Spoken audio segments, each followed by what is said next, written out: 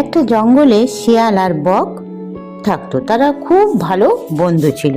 একদিন শিয়াল বককে বলল, কাল আমার জন্মদিন, তুমি আমার বাড়িতে যেও। বক বলল, ঠিক আছে বন্ধু।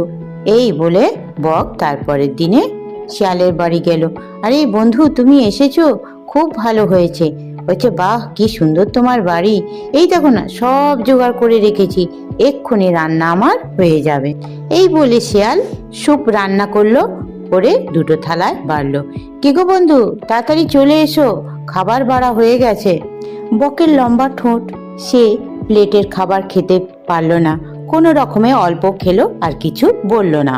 যাবার সময় বক বলল, বন্ধু কাল আমার বাড়ি যেও, তোমার নিমন্ত্রণা।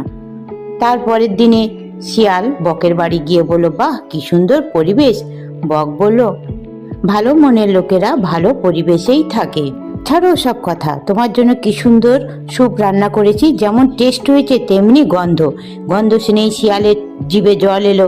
বক কুজোয় করে খাবার পরিবেশন করলো। খিদের জ্বালায় সে তখন কুজোর চারিদিকে চাটতে লাগলো। কিছু না খেতে পেয়ে বকের উপরে চটে গিয়ে বলল, হ্যাঁ তুমি বাড়িতে ডেকে আমাকে অপমান করছো।